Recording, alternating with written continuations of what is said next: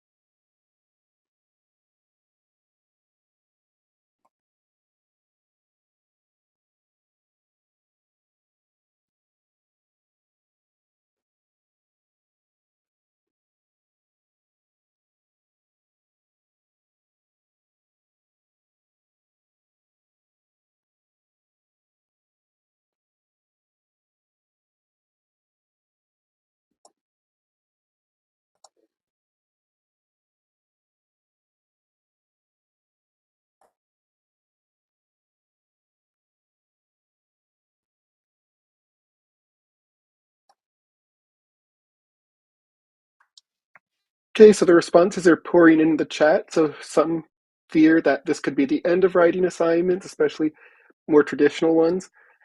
And then others say maybe they'll become more hyper specific or really unique and more creative. And so we could also see more in person or spontaneous exercises that maybe prevent concerns about academic dishonesty and so on. And so there are a variety of concerns that may surround the use of generative AI and writing as a form of assessment in our courses. And this has been a common reframe that we may have encountered in the discussion on generative AI. The Atlantic, Inside Higher Ed have had pieces basically declaring and announcing that the time of the essay, the time of writing is over at the college level. And I would like to argue that while these arguments are perhaps compelling, they're perhaps flawed because they take a very limited and perhaps traditional approach to what writing involves and entails. And so in this session, we'll discuss the challenges and opportunities that generative AI can present for the use of writing assessments. Then we'll explore and discuss instructional approaches that could support using writing assessments in the age of AI. And then we'll develop ideas and plans for how we could design and implement writing assessments in our future professional practice.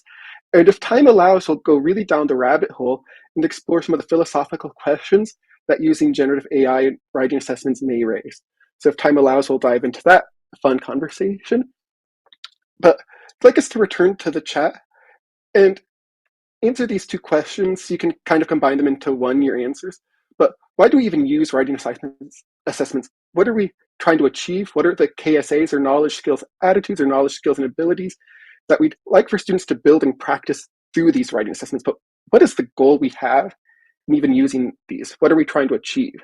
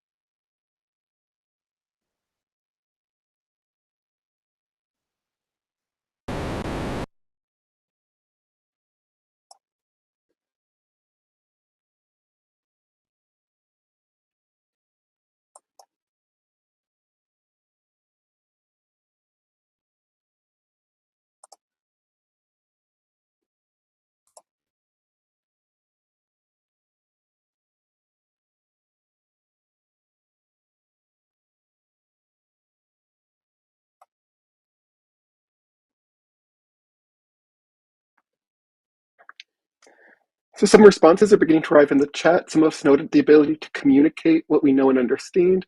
Others noted the importance of critical thinking and developing an argument, and so on. And Catherine has raised a great point about the writing process, and this is something I'll return to momentarily. But I'm going to argue throughout this presentation that we don't necessarily need to throw out the baby with the bathwater. We may need to reconceptualize and reconsider how we do some aspects of writing assignments, but we can still use them.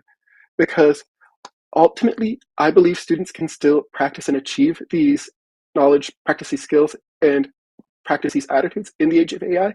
And students can still do so, even if they are using generative AI or despite using generative AI.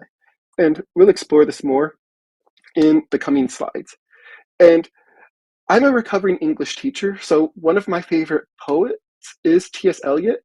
A lot of people are more familiar with the love song of J. Arthur Prufrock and The Wasteland, but some of his later poetry is also quite beautiful and moving. One of them is the Four Quartets, and in it he has two lines that really stand out to me and resonate in my memory. In my beginning is my end, but later on in the same poem he says, in my end is my beginning. And he's reconsidering his attitude toward death and what it all means. And I'd like to argue that we should take the same approach with generative AI. The fear that is very commonplace nowadays is that the beginning of generative AI is writing's end. But I'm going to assert that in how we have usually taught writing's end is good teaching and good learning's beginning. And so this framework that I'm going to introduce for reframing writing assignments emerges from the literature on best practices in writing for those of you with a background in teaching English. This may include Peter Elbow, Nancy Atwell, and Donald Murray, but also it emerged from my own teaching experience teaching writing in English at the K-12 and post-secondary level for about a decade. And so this framework does not adopt a specific position. I'll assume in it that students are using generative AI and we're allowing it, but you can use this framework still, even if you're adopting a red light policy where you're absolutely banning it, or if you're just allowing it to a limited extent with a more yellow light policy. But you're probably wondering, what is this framework? And this is it. So it involves what we focus on as we teach writing, what we raise in the minds of students as they go about writing and prompting, how students apply and use what they've learned, what we make space for in our classes, and who students are engaging with and what resources they're engaging with as they write. But by embracing and adopting these principles, you may better navigate the challenges and opportunities that generative AI presents for writing. We'll begin with focus. And so as Catherine noted, we may want to focus more on the writing process. This is something that Nancy Atwell, Peter Elbow, and Donald Murray have all advocated for. They did so decades ago. But as we move toward a more process approach, we should integrate more opportunities where students are brainstorming, planning, drafting, revising, editing, with structured opportunities to use generative AI. So perhaps we could ask students to prompt various tools, Claude, Gemini, for different thesis statements on a topic, and they could kind of remix and remash them to make something that really appeals to them. And then they could try to develop an outline. Maybe they could ask a classmate, but then they could also prompt various generative AI tools to create outlines, and they could build upon those various outlines, synthesizing from them, and so on. And something that's most important about this writing approach and this instructional approach is that we don't simply assign an essay and come in at the very end and give students feedback after it doesn't make a difference because they're done with their work. Instead, what's really important is that we're present throughout the whole journey, guiding, supporting, and accompanying students as they consider their topics, as they consider their organizations, as they consider where they need to work and do more. And so this demands a lot more time and effort on the part of the instructor, but it really shows that care and compassion for students. And that care and compassion may instill more motivation and more trust among students. And next thing to really consider is prompt engineering itself is actually writing. And actually, I would argue that prompt engineering is a place where students can really practice and apply skills of rhetoric that we maybe have previously taught through other means. Students, as they write prompts, need to account for and describe the purpose of the output, who the audience for the output is, what genre it should be presented in. And so prompt engineering is basically writing and thinking about the situation at hand as we write. And so we can teach various prompt engineering strategies like RFTC, the role of the output, the task it should complete, the format it should be presented in, and any constraints that it needs to adhere to, like word limits. We should think of those as communication exercises where students are really thinking of their audience. And so ultimately, prompting is writing, and students have to be very mindful of rhetoric as they write prompts. And another strategy to navigate the challenges and opportunities of generative AI is to ask students to really engage in real world activities that align with their disciplines. If they're doing social work, what are some things that actual social workers do? If they're studying medicine or preparing to study medicine, what are some activities that actually align with the work they do in medicine? But use that as a basis for really engaging students in hands on, relevant, and authentic activities. It invites students to incorporate and use authentic methods or authentic research methods, primary research methods like surveys, interviews, field reports, and so on. But have students gather some data that's original as part of the assessment. And we can also challenge students to engage in multimodal composition. Instead of just writing formulaic essays, maybe we could encourage students to experiment with other genres as well, such as making podcasts based on interviews they've done with subject matter experts, or creating public-facing infographics for, say, parents or educators or scientists and so on. But students could really practice different communication strategies as they engage in this more open-ended approach to composition using various genres and formats. And the research has already established the benefits and value of reflection, and we should give even more time and space to incorporate opportunities for reflection, giving students the opportunity to reflect on what they've learned, how they've used generative AI and other resources, and how they've impacted their learning. But ultimately, reflection challenges students to look back, look ahead, and look around and really take ownership of their learning. And one common concern with generative AI is that students will lose their agency and their voice. But I'd argue that with proper space given for reflection, students will really come to exercise agency and responsibility as they engage in their learning. And finally, the last part of this framework is engage. Students should engage in writing as a collaborative and social process. Literary theory and criticism has argued for decades now that all literary works are ultimately intertextual, that they kind of just emerge from previous literature and previous experiences. And I would argue that we need to think of essays the same and invite students to take an intertextual approach and make use of classmates, make use of campus resources, make use of generative AI, build upon all these resources that are available to them. But ultimately, we should approach writing not as an individual product, but more as a collaborative and ultimately cyborg process of creation and synthesis where students are collaborating with multiple parties, including AI, to develop something. And so this is this framework for reframing our ideas about writing in the age of AI. What are some of the benefits of this framework? I would argue that it demonstrates presence and care for students because we're with them throughout the writing process. It also summons students to responsibility and agency because they're engaging in reflection. And it aligns with best practices in teaching writing because the research in teaching composition has argued for some of these practices for several decades now. And it also conceptualizes generative AI as one resource among many that students can use. And so they're not depending on it, but rather they're building upon it along with many other resources as they write. And so I've been talking a lot. You're probably getting kind of disengaged, and your brain maybe is kind of not all here. So I'd like us to take a moment and really think about this framework and how we ourselves have been using it in our teaching practice. How have you already used it with your writing assignments? Have you already been focusing on the process? Have you already been giving students space for reflection? And what are some steps you could take in the future to use this framework in your teaching practice? Could you maybe give students more hands-on, authentic learning? Could you maybe incorporate more collaborative and social approaches to writing? But take a moment and share in the chat what you've done and what you could do in terms of reframing writing in the age of AI. And if you know of any other strategies or if anything else comes to mind in terms of navigating writing in the age of AI, please feel welcome to share that as well. But please take a couple minutes and share your thoughts in the chat.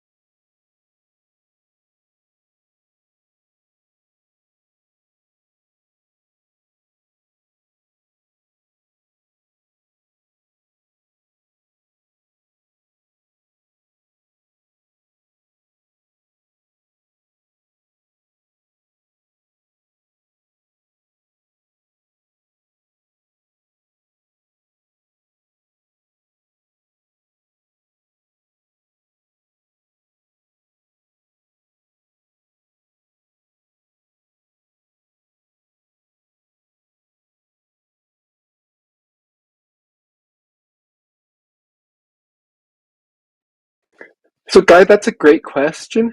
And I'd say that it would apply at both the undergraduate and graduate level, but it's possible that the graduate level, it's already being implemented more this framework because often with advisors, they're checking in on theses or dissertations well before the final draft is made. They're looking at proposals, they're looking at rough drafts and everything. And so I'd argue that the graduate level, they may be doing more already in this regard in some ways.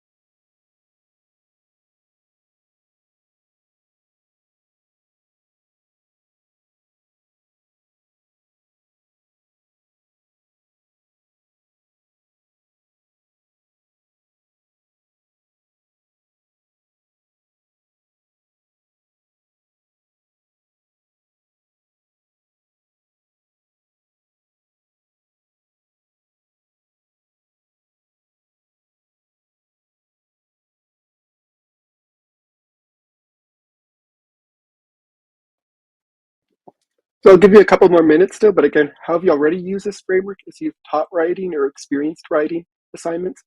And how could you better implement and use this in the future at all? What other strategies may like to adopt and implement in your teaching practice?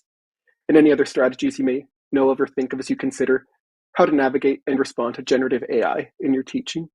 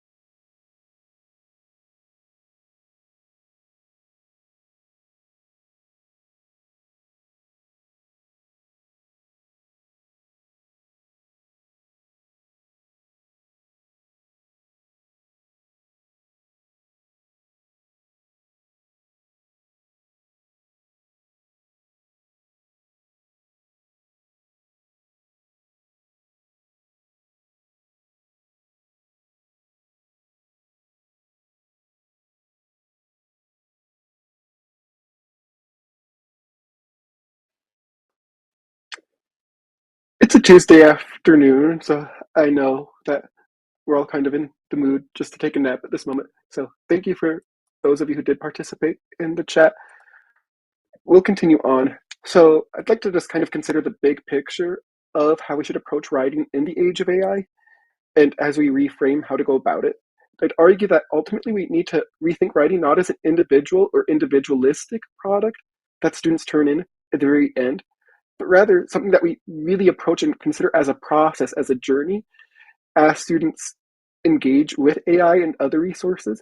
And it's more of a hybrid and cyborg process now, where the student isn't the sole creator, but they're collaborating with other resources and other tools to develop something, but they're exercising agency and responsibility throughout that process.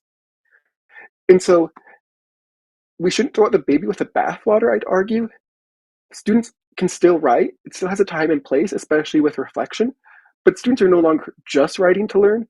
And some things that we may have previously done through writing may now instead take place through prompting, through examining the output through various tools, and through curating that output to meet our needs and meet our desires. And so writing still has a time and place, but it may not necessarily be as absolute and as widespread as it used to be. But we have a few minutes left.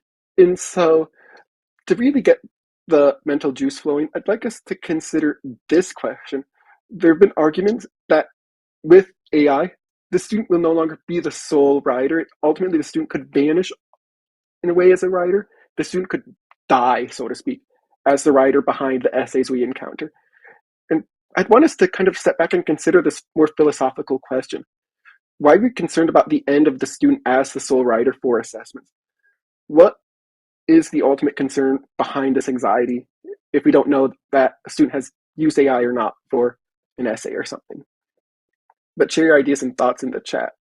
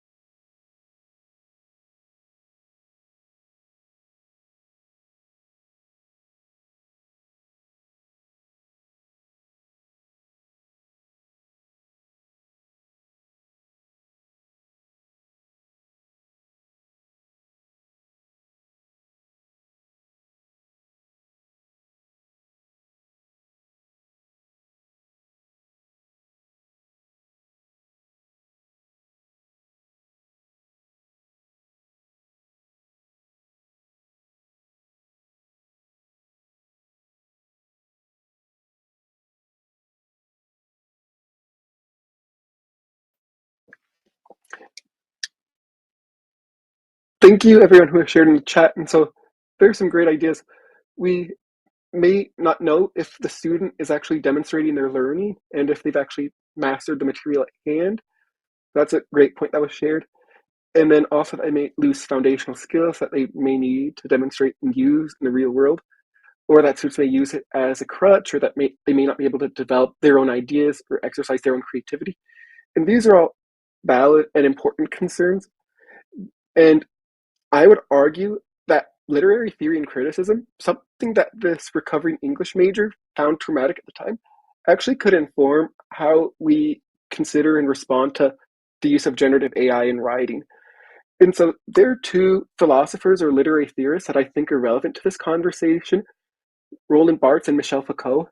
And I know this is maybe going off the deep end, becoming a bit philosophical, but I promise this will become relevant in a moment. And so Roland Barthes argued that we need to let the idea of the author die because it holds back the meanings that readers can perceive. Basically, the author is a sort of crutch we use to kind of make sense of and narrow down the meanings of literary works. But if we let the idea of the author die, more meanings may come to become available for us, and we may have more liberty and freedom. And Michel Foucault argued something similar. He asserted that this idea of the author function exists to narrow down the proliferation of meanings and interpretations that could accompany a literary work. So what does this look like in practice? Let's consider, for example, the Harry Potter books. If we read them and approach them with the understanding that J.K. Rowling is a Christian, we may interpret the Harry Potter books in certain ways. We may focus on certain things or see things, but if we maybe ignore J.K. Rowling, if we kind of let the idea of her and her background and her experiences affect how we approach the work, maybe we notice things that maybe align more with Buddhism or Islam as we engage with the work. But Willem Barthes and Michel Foucault argue that ultimately the idea of an author is an idea we use to kind of have more stability as we try to make sense of a literary work. And I would argue that the same is true when it comes to student learning. We like this idea of a single human writer because it's convenient and provides some stability as we try to assess student learning. And post-structuralism imploded the idea of a single author and really changed how we can interpret literary works. And generative AI is doing the same because it's begging the question of who wrote this. And so this ultimately is a challenge because it opens up so much in terms of who wrote this, and it really challenges us in terms of assessment. And so both post-structuralism and generative AI kind of have really imploded what we took for granted as we approach writing, whether it's literary works or student essays. But this ultimately results in a lot of inconvenience for instructors because it really reconceptualizes and challenges how we should go about assessments. And so that is just some fun literary theory for the day. Yep, sorry, this recovering English major had to incorporate some. I couldn't help but think of it as I was working on this. Anyway, here are some of the references that informed this presentation. And I'm going to share in the chat a handout that you may use if you'd like to explore this topic further or access further resources from the University of Missouri system or the Mizzou campus writing program. So please feel free to take advantage of that handout if you'd like to explore this topic further. Otherwise, I hope you all have a great day. Thank you for attending this presentation. And if there are any questions or thoughts that people like to share, we can hang around and chat further.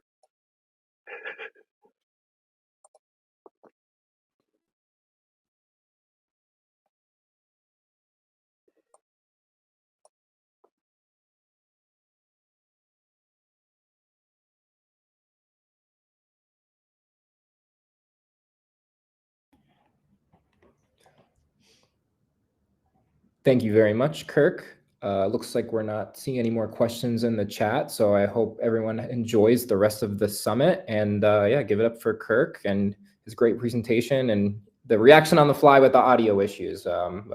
Great job. Hope everyone has a good one.